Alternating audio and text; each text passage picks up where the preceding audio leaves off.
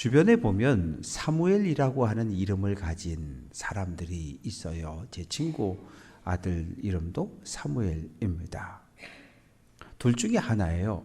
오랫동안 결혼하고 난임이어서 아이를 갖지 못하다가 늦게 아들이 태어났을 경우에 그 아들을 사무엘이라고 이름을 붙이는 경우들이 있고, 또는 사무엘처럼 지혜롭고 믿음 있는 사람으로 잘 성장해 주기를 바라는 마음을 가지고 사무엘이라고 하는 이름을 붙여줍니다. 오늘 사무엘상 1장을 보면 한 편의 드라마를 보는 것 같아요. 엘가나라고 하는 사람은 오늘 말씀 속에는 레위지파, 제사장, 가문 이런 이야기를 찾아볼 수 없지만 역대상 6장에 가보면 레위지파, 제사장 가문에 대한 이야기 속에는 이 엘가나가 제사장 가문에 그 이름이 기록이 되어져 있고, 그리고 그 아들 사무엘의 이름도 함께 기록되어진 것으로 볼 때에 레위지파, 레위의 둘째 아들이었던 그앗의 후손으로 역대상은 소개를 하고 있습니다. 그렇다고 한다면 제사장 가정이지요.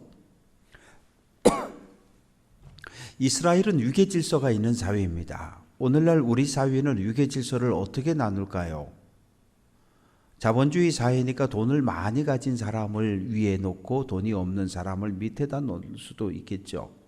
권력을 가진 사람을 위에다 놓고 권력을 빼앗긴 사람을 아래에다 놓을 수도 있겠죠. 많이 배운 사람을 위에 놓고 배우지 못한 사람을 밑에다가 놓을 수도 있겠죠.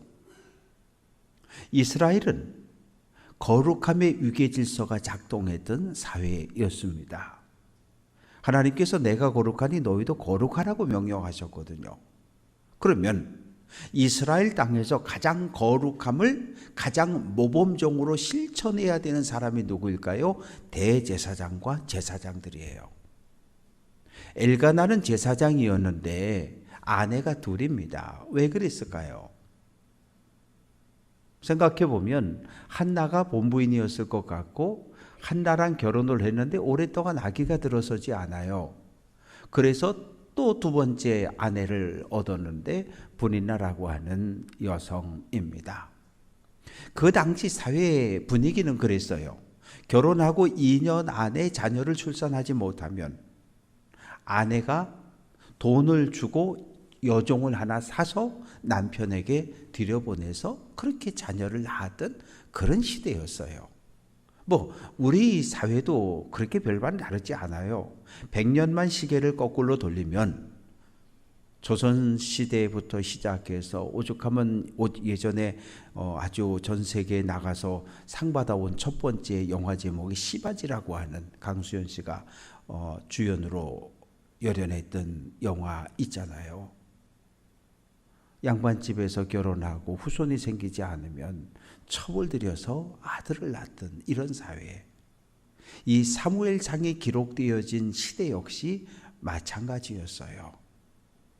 오늘 말씀 속에 본부인과 첩 둘만 등장하지 여기에다 시어머니까지 등장하면 아주 완벽한 드라마가 만들어지는 그런 상황이지요. 고부간의 갈등, 본부인과 첩 사이의 갈등, 그 사이에서 태어난 아이들의 갈등, 이런 이야기가 얼마든지 아름다운 드라마처럼 만들어질 수 있어요. 그러나 오늘 말씀 속에서 주인공을 찾으라고 한다면 한나입니다. 우리가 한나의 입장으로 돌아가 보면 속이 터지는 거지요. 속이 터지는 거예요. 남편이 그래도 제사장인데, 내가 아기를 못 낳는 건 좀 미안한 마음이 있기는 하지만 그래도 남편이 제사장인데 내가 아기를 못 낳는다고 어떻게 첩을 들일 수가 있어? 어떻게 저럴 수가 있어? 이런 원망과 분노가 그 마음속에 가득할 수 있잖아요. 거기다가 분인나가 들어와서 아들을 떡 낳아가지고 아들을 안고 다니고 손을 잡고 다니고 이러면서 한나를 향해서 손가락질을 하는 거죠. 왜? 그 당시에 여자가 결혼을 해서 아이를 낳지 못한다? 그건 하나님의 축복을 받지 못한 사람이에요. 하나님의 저주를 받은 사람이에요. 그래서 태가 다쳐서 아이를 못 낳는다고 그렇게 생각을 했거든요. 한나가 당하는 고통과 괴로움이라고 하는 건 남편에 대한, 그리고 분인나에 대한, 또 자기 자신에 대한 이런 많은 고통과 괴로움이 그의 마음을 억누르고 지배하고 있었어요. 절기가 되어서 실로로 올라갑니다. 실로에 장막이 있었고 그곳에 하나님의 언약궤가 모셔져 있었거든요. 그곳에 올라가서 한나가 기도하는 이야기가 오늘 말씀 속에 기록이 되어져 있어요. 그런데 사무엘상이 기록되어진 그 시대의 배경은 사사시대입니다. 사무엘은 이스라엘 마지막 사사이면서 제사장이기도 하거든요. 그 사사시대의 특징은 무엇입니까? 사사기 21장 25절은 그때의 이스라엘에 왕이 없었다. 사람이 각기 자기 소견에 옳은 대로 행하였더라. 이스라엘은 하나님만을 왕으로 섬길 것을 약속했단 말이에요. 여호와 하나님, 당신은 우리의 왕이십니다. 우리를 애굽의 중노동에서, 고통에서, 억압에서 해방시켜 주신 하나님, 당신은 우리의 왕이십니다. 하나님만을 왕으로 예배하고 찬양하고 섬길 것을 약속했어요. 그런데 사사시대는 이스라엘에 왕이 없었대요. 무슨 말이에요? 하나님이 왕이신데 하나님을 왕으로 인정하지 않았다는 거예요. 내 인생의 왕이 누구냐? 내가 내 인생의 왕이라는 거예요. 하나님 필요 없다는 거예요. 내가 내 인생의 왕이라는 거예요.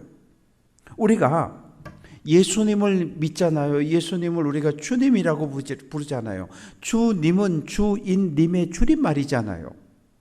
그러면 예수님이 내 인생의 주님, 주인님이면 우리는 뭐예요? 우리는 종놈이죠. 예수님을 주인님으로 떠받들고 그 말씀에 순종하며 살아가는 우린 종놈이란 말이에요. 우린 종의 자세를 가져야 되는 거예요. 그런데 언제부터인가 내 마음속에 예수님을 믿기는 믿는 것 같은데 주인님으로 인정하지 않는 거죠. 예수를 믿기는 믿는데 세례받을 때 분명히 예수님을 내 인생의 주인님으로, 주님으로 고백하고 영접할 것을 약속하고 세례는 받았지만 시간이 지나다 보니까 예수님은 한쪽 귀퉁이 창고에 밀어놓고 여전히 내가 내 인생의 왕 노릇하고 내가 내 인생의 주인 노릇하는 거예요. 내 인생은 나의 것. 내 인생이 나의 것이고 내 인생의 주인도 나라는 거예요. 그래서 나 하고 싶은 대로 사는 거예요. 나 하고 싶은 대로 살았어요. 그런데 어느 날 깨닫게 되는 거예요.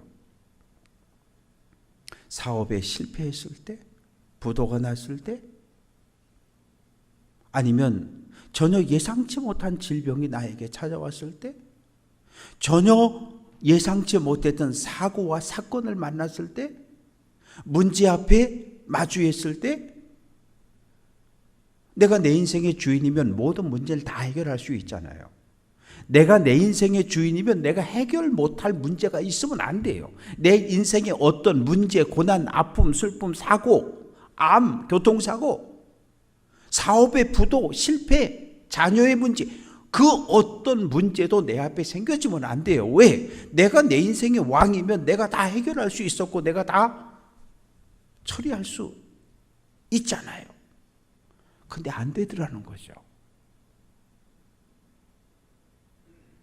경제적인 문제도 안 되고, 사업의 문제도 안 되고, 남편의 문제도 내 마음대로 안 되고, 자녀들의 문제도 내 마음대로 안 되고, 어느 것 하나 늘 건강하고 튼튼할 줄 알았는데 어느 날 갑자기 원치 않았던 질병이라는 손님들이 나를 찾아오게 되고, 그럴 때마다 나는 좌절하고 절망하고, 그때 누구 찾는 거예요?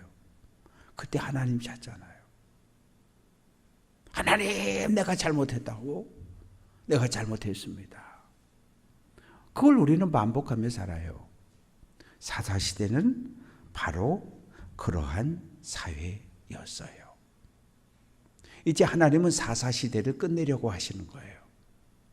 사사시대를 하나님은 끝내고 내가 내 인생의 왕으로 모든 이스라엘 백성이 내 인생의 왕 노릇하며 사는 그 잘못된 사사시대를 하나님은 이제 끝내기를 원하시는 거예요. 그러면 하나님은 무조건 심판하고 멸망하고 끝내는 분이냐? 아니에요. 반드시 믿음의 씨앗을 남겨두셔요.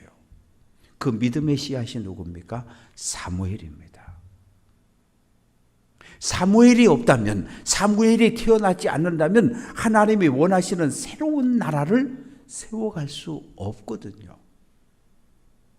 하나님은 엘리 대제사장의 가문을 심판하는 가운데도 사무엘이라고 하는 새로운 믿음의 씨앗이 자라나게 하신 거예요. 한나가 한나만 난임이었을까요? 아니, 그렇지 않아요.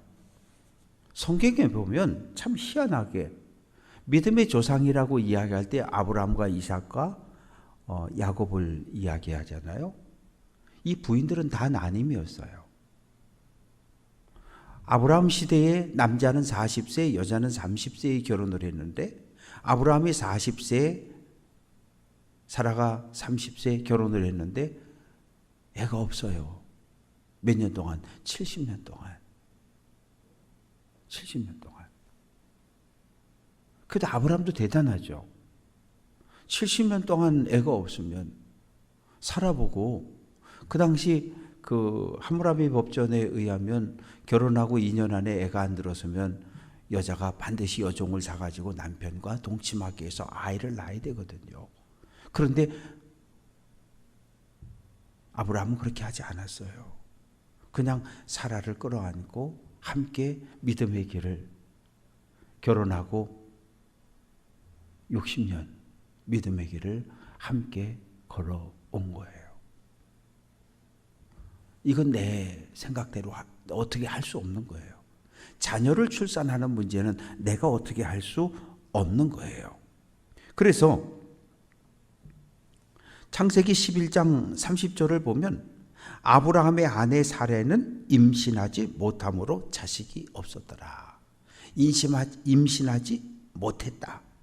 못했다는 얘기는 아이를 낳을 수 없다는 의미입니다. 이삭의 아내 리브가 역시 마찬가지예요. 창세기 25장 21절은 이삭이 그의 아내 리브가가 임신하지 못함으로 그를 위하여 여호와께 간구했다. 창세기 30장 11절을 보면 야곱이 가장 사랑했던 라헬이라고 하는 여인이 아이가 들어서지 않으니까 남편 야곱을 향해서 바가지를 뻑뻑 꺾는데, 애를 못 낳을 바에는 차라리 내가 죽는 게 낫겠다고 나로 애를 낳게 만들려고 그래요. 그때 야곱이 그럽니다. 내가 하나님이냐? 내가 어떻게, 하나님이 막으신 일을 내가 어떻게 할 수 있느냐? 아브라함과 이삭과 야곱이 믿음의 조상인데 그 아내들은 전부 난임이었어요. 임신하지 못했고 태가 다쳤어요. 도대체 왜 믿음의 가문, 믿음의 가정에서 이런 일들이 일어났을까요? 이유는 딱 하나예요. 내 능력으로, 사람의 능력으로 할 수 없는 것이 있음을 인정하라는 거예요. 오직 하나님의 능력으로만 풀어질 수 있고 해결될 수 있는 일, 그게 뭐예요? 임신과 출산의 문제인 거예요. 사람의 능력으로 안 된다는 거거든요.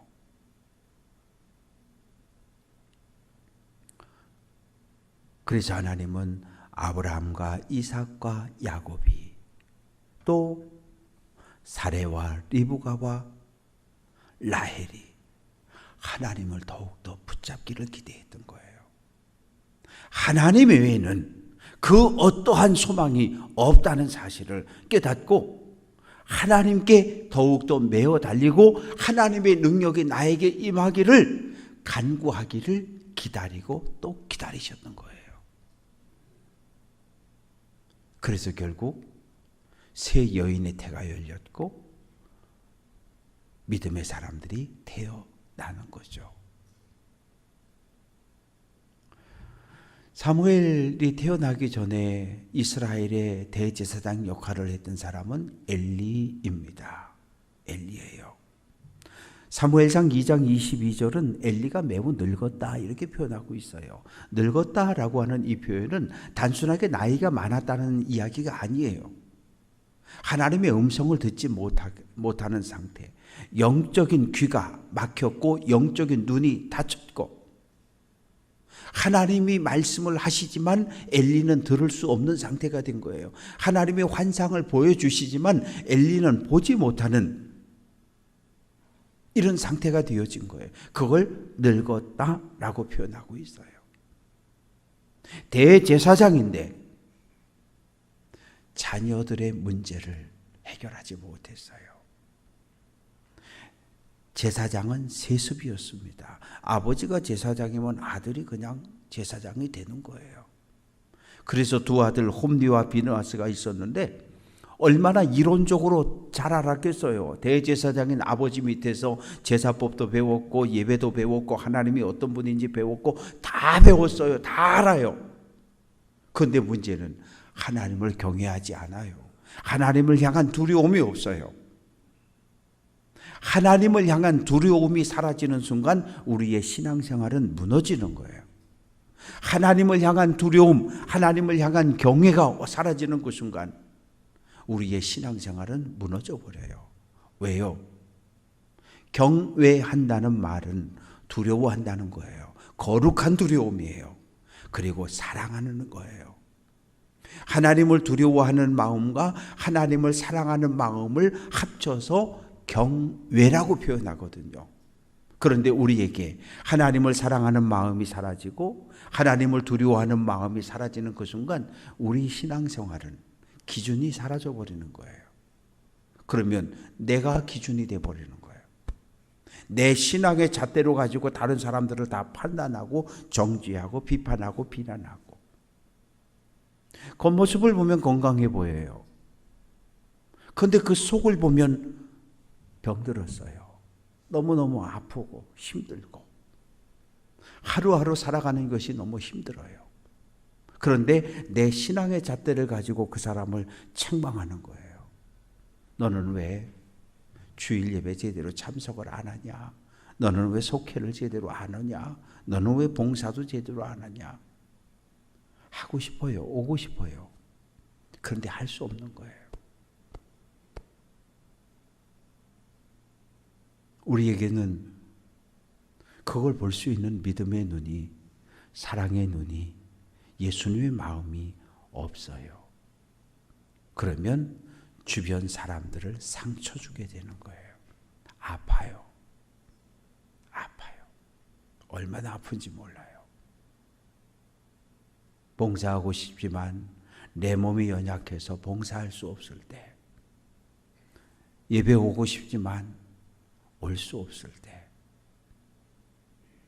그런데 오해를 받고 미움을 받고 그랬을 때 그 마음은 더더욱 견디기 힘들어요.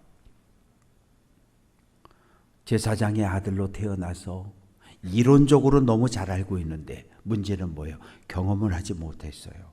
하나님의 살아계심을, 하나님의 무서움을 경험하지 못했어요. 그러니까 저것들 멋대로 살아가는 거예요.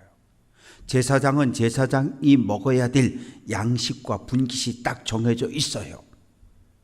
그런데 칼 들고 가서 등심 달라, 안심 달라, 삼겹살 달라, 지 멋대로 고기를 가져가고 회막에서 수종드는 여인들, 요즘 표현으로 해보면 교회를 함께 섬겨가는 여전도사님들을 함부로 대하고 폭행을 하고 이런 일이 어디에서? 제사장 가정에서, 제사장 가문에서 일어났던 사회가 사무엘이 태어나기 직전의 사회의 모습입니다. 그래서 하나님이 엘리의 가문을 심판하시는 거예요. 왜? 엘리 가문으로는 소망이 없는 거예요.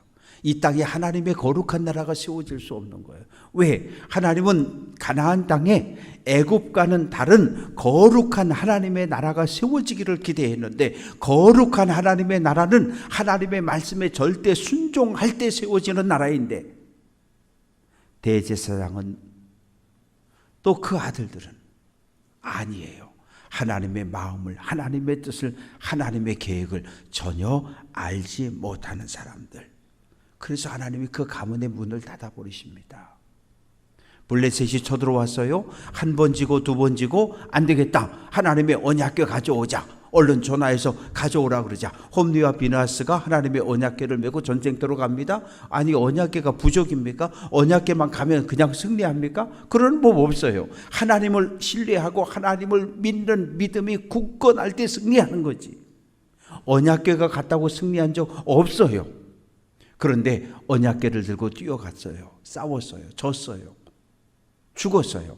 홈리와 비나스는 죽었고 언약궤는 전리품으로 빼앗겼어요. 블레셋 다곤 신전의 전리품으로 가버렸어요. 사람이 달려옵니다. 엘리 대제사장님, 전쟁에 졌습니다. 언약궤를 빼앗겼습니다. 당신의 두 아들이 죽었습니다. 흔들 의자에 앉아있다가 뒤로 넘어졌는데 목이 부러져 죽었어요. 며느리가 출산을 하는데 아들을 낳았어요. 이가봇, 하나님의 영광이 이스라엘을 떠났다 외치고 며느리도 죽어요. 한 가문이 단 하루에. 하나님의 심판은 참으로 무서운 거죠. 그런데 하나님은 엘리의 가문의 문을 닫으면서 사무엘이라고 하는 믿음의 씨앗을 자라게 하신 거예요. 누구를 통해서? 한나를 통해서요. 사무엘상 1장 5절을 보면 여호와께서 한나에게 임신하지 못하게 하시니, 사무엘상 1장 6절도 여호와께서 한나에게 임신하지 못하게 하심으로, 임신하지 못하게 하나님이 태를 막았다는 거예요. 하나님이 막았다는 거예요. 하나님이 막았는데 누가 풀 수 있습니까? 그러면 보통 사라 같았으면 30에 결혼해서 90될 때까지 60년 동안 애 없이도 잘 살아왔잖아요. 그냥 그렇게 살았어요. 하나님의 은혜가 임해서 이삭을 임신하고 낳은 거죠. 그런데 한나라고 하는 여인은 자기에게 주어진 삶의 현실에 굴복할 줄을 몰라요. 포기할 줄을 몰라요. 하나님 앞에 나아가고 하나님 앞에 기도하는 거예요. 그런데 한나의 기도의 내용이 다른 사람의 기도의 내용하고 달라요. 우리 같으면 어떻게 기도해요? 하나님, 아들 달라고. 하나님, 딸을 달라고. 우리 그냥 기도하는 거예요. 주셔야 된다고. 안 주시면 나 교회도 안 오고, 나 이제 예배도 안 드리고, 막 때를 써요. 나중엔 타협을 해요. 하나님, 이번에 아들 주시면 뭐 할게요? 하나님, 아들 주시면 뭐 할게요? 하나님하고 타협하려고 그래요. 그런데 한나의 기도는 달라요. 1장 10절을 보면 한나가 마음이 괴로워서 여호와께 기도하고 통곡하여 서원하여 이르되, 서원해버린 거예요. 하나님, 나의 이 아픈 마음을, 나의 이 슬픈 고통을 보아달라는 거예요. 기억해달라는 거예요. 그리고 나를 기억하고 나에게 아들을 주신다면 그 아들을 어떻게? 그의 평생을 하나님께 드리겠다는 거예요. 그냥 나를 위한 나의 기쁨, 나의 노후. 왜? 아들이 있어야 엄마의 노후가 보장이 되는 사회였거든요. 아들이 없으면 노후가 책임져 줄 사람이 없는 거예요. 그래서 아들 했던 거거든요. 우리나라는 왜 그렇게 아들 합니까? 제사밥 얻어먹어야 되니까. 제사를 차려줄 아들이 있어야 돼서 우리 민족도 아들 하고 그렇게 아들 낳아야 된다고 그랬잖아요. 그런데 오늘 한나의 기도는 달라요. 아들을 주시면 어떻게?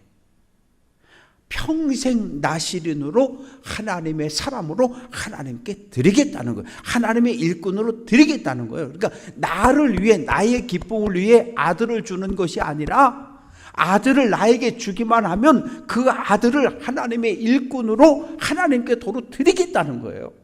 그러니까 나를 위해서가 아니라 하나님의 영광을 위해서 하나님의 일꾼으로 선택받을 아들을 달라는 거거든요.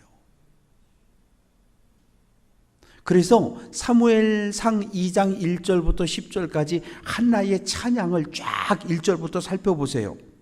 하나님 아들 주셔서 감사합니다. 이런 내용은 단 한 구절도 없어요. 단 한 구절도 없어요.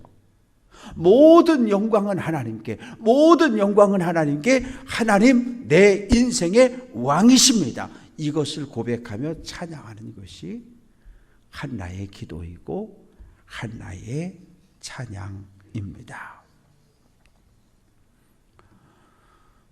기도하는데 엘리 대제사장이 영적으로도 눈이 이렇게 제대로 보지 못했어요. 한나의 겉모습만 봤어요. 저 여자는 술을 얼마나 먹었길래 아직까지 술이 취해가지고 저렇게 성소에 들어와가지고 주정하듯이 저렇게 기도를 하나. 처음에는 소리 높여 기도했을 거예요. 큰 소리로 또박또박.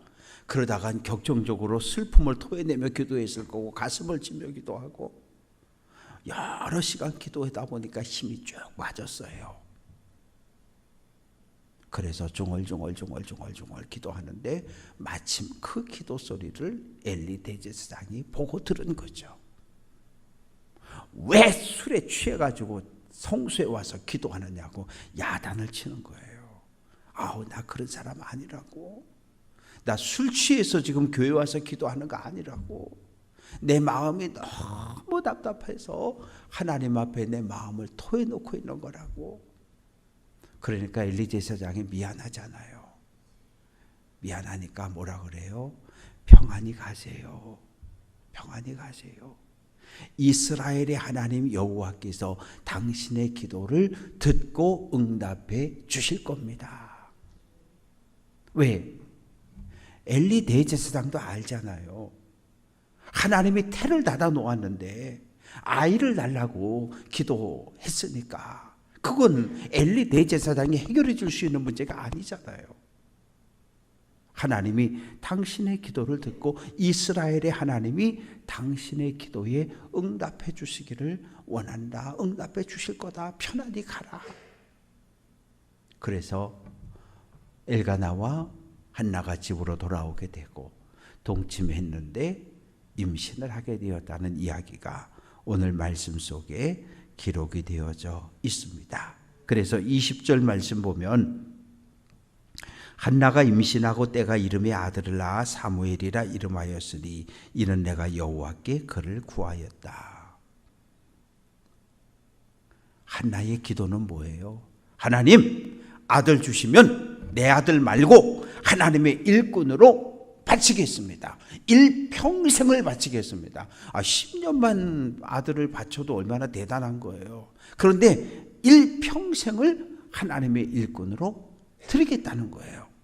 그 한나의 기도를 하나님께서 들으시고 하나님께서 태를 열어 사무엘을 임신케 하셨고 태어나게 하셨어요.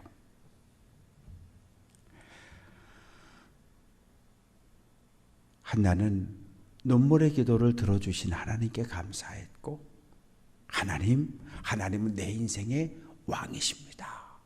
하나님은 이스라엘의 왕이시라고 2장 1절부터 10절까지의 말씀에서 하나님을 찬양하고 있어요. 시편 119편 71절은 같이 한번 해볼까요? 고난당한 것이 내게 유익이라.